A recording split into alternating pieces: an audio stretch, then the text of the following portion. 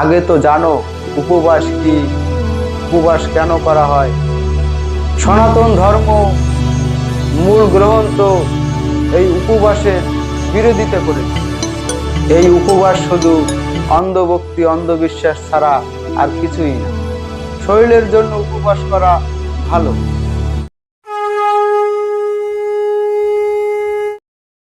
আমাদের সমাজে ভগবানের ভক্তির নামে উপবাস করা হয়।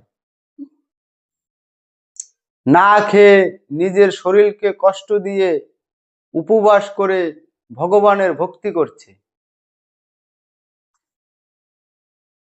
তো সনাতন ধর্মে কি বলেছে যে তুমি না খেয়ে নিজের শরীরকে কষ্ট দিয়ে উপবাস করে ভগবানের প্রতি ভক্তি করো?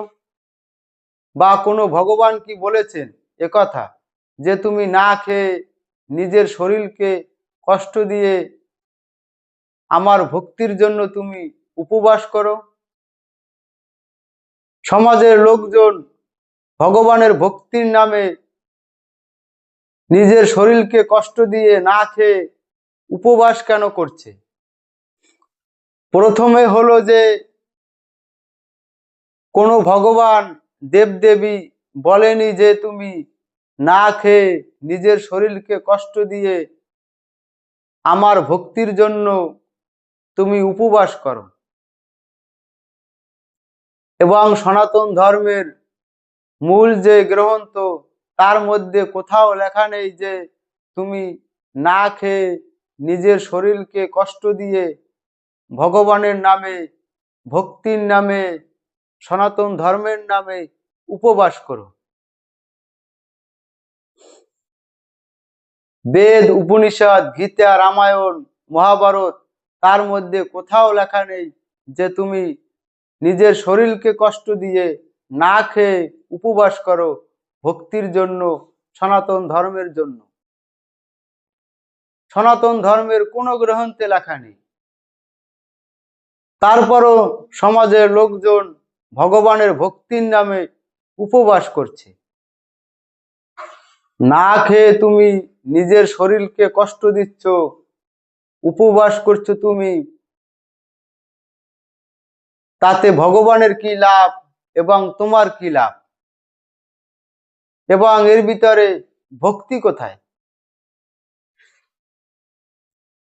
এ তো ভক্তির নামে নিজের উপরে ক্রূরতা, নিজের শরীরের সাথে অন্যায় করছো, নিজের শরীরকে কষ্ট দিচ্ছ না খেয়ে। উপবাস করছো, তাতে ভগবানেরও কোনো লাভ নেই আর তোমারও কোনো লাভ নেই। আর এই উপবাসের মধ্যে ক্ষুদ্রতম কোনো ভক্তি নেই ভগবানের প্রতি। এ হলো অন্ধভক্তি অন্ধবিশ্বাস। তো উপবাস যদি তুমি শরীরের জন্য করো তা ঠিক আছে, শরীরের জন্য উপবাস করা ভালো। বা বিজ্ঞান চিকিৎসায় বলেছে যে যাদের শরীরের ওজন অনেক বেশি, ফ্যাট আছে, হজম ক্রিয়া ঠিকভাবে হচ্ছে না, তারা উপবাস করলে সেগুলো ঠিক হয়ে যায়। কিন্তু বিজ্ঞানের চিকিৎসায় ডাক্তাররা আবার এও বলেছেন যে যাদের শরীর দুর্বল বা যারা ডায়াবেটিস থাইরয়েডে আক্রান্ত, যাদের শরীরের ওয়েট কম, তারা উপবাস করলে তাদের শরীরের জন্য ক্ষতি। তো ডাক্তারি পরামর্শ অনুযায়ী যদি তুমি শরীরের জন্য উপবাস করো তা ঠিক আছে, কিন্তু উপবাসের সাথে ভগবানের ভক্তির কি সম্পর্ক, সনাতন ধর্মের কি সম্পর্ক? উপবাস করছো তুমি, না খেয়ে আছো তুমি, কষ্ট পাচ্ছে তোমার নিজের শরীর, তাতে ভগবানের প্রতি ভক্তি কোথায়? সনাতন ধর্মের প্রতি আস্থা কোথায়? তো সনাতন ধর্মের মূল গ্রন্থে কোনো বিধান নেই যে তুমি না খেয়ে নিজের শরীরকে কষ্ট দিয়ে ভগবানের জন্য, সনাতন ধর্মের জন্য উপবাস করো। সনাতন ধর্ম মূল গ্রন্থ এই উপবাসের বিরোধিতা করেছেন। যে যদি কেউ না খেয়ে নিজের শরীরকে কষ্ট দিয়ে উপবাস করে, তা সে নিজের শরীরের প্রতি অন্যায় করছে, অবিচার করছে। আর এই উপবাসের সাথে ভগবানের ভক্তির কোনো সম্পর্ক নেই, সনাতন ধর্মের কোনো সম্পর্ক নেই। আর না খেয়ে নিজের শরীরকে কষ্ট দিয়ে উপবাস করা কখনোই ঠিক না। এ সনাতন ধর্মের মূল গ্রন্থে বলেছেন। শ্রীমদ্ ভগবত গীতায় স্পষ্ট ভাষায় লেখা আছে যে ভগবান শ্রীকৃষ্ণ বলেছেন, উপবাসের নামে যে না খেয়ে নিজের শরীরকে কষ্ট দিচ্ছে, তা তিনি তার নিজের শরীরের প্রতি অন্যায় করছে। এবং এই উপবাসের সাথে সনাতন ধর্ম এবং ভগবানের প্রতি ভক্তির কোনো সম্পর্ক নেই। কিন্তু মনুস্মৃতি বইতে পাওয়া যায় এই উপবাসের বিধান। আর এই মনুস্মৃতি বই সনাতন ধর্মের কোনো গ্রন্থ না। মনুস্মৃতি বই এক সাধারণ বই।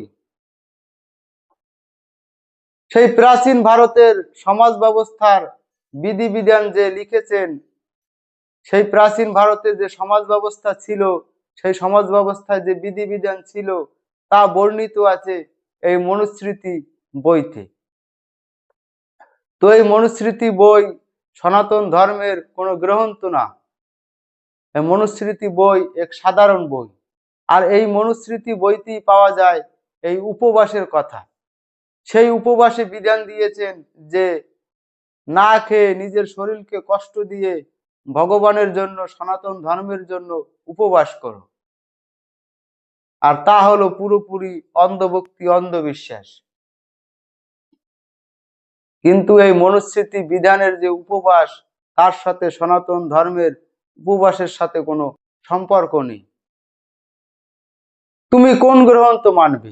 সনাতন ধর্মের মূল গ্রন্থ নাকি এই সাধারণ মনুস্মৃতি বই?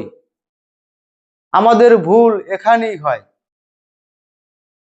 আমরা সনাতন ধর্মের মূল গ্রন্থ থেকে দূরে সরে যাচ্ছি এবং সনাতন ধর্মের মূল গ্রন্থ কখনো পড়ার চেষ্টাই করি না, জানারও চেষ্টা করি না। কিন্তু সাধারণ এই মনুস্মৃতি বইয়ের নিয়ম রীতি, কর্মকাণ্ড, বিধিবিধান আমরা সমাজে অনুসরণ করছি। কিন্তু তুমি যে মনুস্মৃতির বিধিবিধান, নিয়ম রীতি অনুসরণ করছো, এই মনুস্মৃতি কি সনাতন ধর্মের গ্রন্থ? কখনোই না। মনুস্মৃতি এক সাধারণ বই। তো এই মনুস্মৃতির এই উপবাসের বিধান এই সমাজে ছড়িয়ে পড়েছে। আর সেই বিধান অনুযায়ী সমাজের লোকজন উপবাস করছে, না খেয়ে নিজের শরীরকে কষ্ট দিয়ে। আর বলছে তা ভগবানের জন্য, ভক্তির জন্য, সনাতন ধর্মের জন্য উপবাস করছে। কিন্তু এই উপবাসের সাথে সনাতন ধর্মের কোনো সম্পর্ক নেই। এই উপবাস শুধু অন্ধভক্তি, অন্ধবিশ্বাস ছাড়া আর কিছুই না। আগে তো জানো উপবাস কি, উপবাস কেন করা হয়, উপবাস করলে কি হয়। তুমি উপবাস করছো তোমার শরীরের জন্য, করো, কিন্তু ভগবানের জন্য, ভক্তির জন্য উপবাস করো না। এই অন্ধভক্তি, অন্ধবিশ্বাস থেকে বেরিয়ে আসো। হতে পারে এই উপবাসের বিধান দিয়েছেন যাতে ভগবানের নামে মানুষ উপবাস করেন, যাতে তার শরীরের জন্য ভালো হয়। এমনিতে যদি কাউকে বলা হয় তুমি উপবাস করো, তো হয়তো কেউ উপবাস নাও করতে পারে। তার জন্য হয়তো সনাতন ধর্মের সাথে জুড়ে দিয়েছেন যে ভগবানের নামে উপবাস করো, যাতে মঙ্গল হবে, কল্যাণ হবে, পুণ্য হবে। বাস্তবতা হলো যে উপবাস শরীরের জন্য উপকারিতা, এর সাথে ভক্তির সাথে কোনো সম্পর্ক নেই উপবাসের সাথে। তো মানুষ ভগবানের ভক্তির কথা ভেবে উপবাস করছেন, কিন্তু বাস্তবতা হলো যে তার শরীরের উপকার হচ্ছে, তা হতে পারে, কিন্তু তুমি যেভাবে উপবাস করো সেই উপবাসের সত্যতা বাস্তবতা তো জেনে নাও। অন্ধভক্তি অন্ধবিশ্বাসের মধ্য দিয়ে কেন তুমি উপবাস করছো? উপবাস করা হয় শরীরের উপকারিতার জন্য, উপবাস ভগবানের ভক্তির জন্য করা হয় না। আর উপবাসের সাথে ভগবানের ভক্তির সাথে কোনো সম্পর্ক নেই। সনাতন ধর্মের মূল গ্রন্থ হলো বেদ, উপনিষদ, গীতা, রামায়ণ, মহাভারত। তো বেদ, উপনিষদ এবং গীতায় পাওয়া যায় এই উপবাসের মূল অর্থ। তো শ্রীমদ্ ভগবদ গীতায় ভগবান শ্রীকৃষ্ণ বলেছেন উপবাসের অর্থ হলো আত্মসংযম, ইন্দ্রিয় নিয়ন্ত্রণ, মনকে একাগ্র করা, ধ্যানের মধ্য দিয়ে চেতনার জাগরণ এবং মনকে একাগ্র করে ভগবানের প্রতি ভক্তি। তো সেই আত্মসংযমকেই বলা হয় উপবাস। মানে লোভ, লালসা, অহংকার, রাগ, হিংসা থেকে নিজেকে নিয়ন্ত্রণে রাখাই হলো উপবাস। তো উপবাসের অর্থ হলো ইন্দ্রিয় নিয়ন্ত্রণে রাখো, মানে তোমার শরীরকে, তোমার মনকে তোমার কন্ট্রোলে রাখো, তোমার শরীরকে তোমার মনকে তুমি নিয়ন্ত্রণে রাখো। খাওয়া দাওয়া, ঘুম, হাঁটা চলা, কথাবার্তা সবকিছু দিয়ে নিয়ন্ত্রণে রাখো। আর সেই নিয়ন্ত্রণই হলো আত্মসংযম, আর সেই আত্মসংযমকেই বলা হয় উপবাস। আত্মসংযম মানে হলো তোমার শরীর, দেহ, মন, বুদ্ধি, বিবেক, চেতনা সবকিছু তোমার নিয়ন্ত্রণে রাখা। কিন্তু ভগবান শ্রীকৃষ্ণ বলেননি যে তুমি না খেয়ে নিজের শরীরকে কষ্ট দিয়ে তুমি উপবাস করো। এবং যে না খেয়ে নিজের শরীরকে কষ্ট দিয়ে যে উপবাস করেন তার বিরোধিতা করেছেন ভগবান শ্রীকৃষ্ণ ও সনাতন ধর্মের মূল গ্রন্থ। তো সেই একই কথা বেদ, উপনিষদে বলেছেন। উপবাস মানে হলো আত্মসংযম, ইন্দ্রিয়কে নিয়ন্ত্রণে রাখো এবং নিজের শরীর, দেহ, মনকে নিয়ন্ত্রণে রাখো, তাকেই বলা হয়েছে উপবাস। উপবাস হলো মানে উপ মানে নিকটে, বাস মানে নিকটে বাস করা, মানে ঈশ্বরের কাছে থাকা বা ঈশ্বরের নিকটে থাকাকে উপবাস বলা হয়েছে।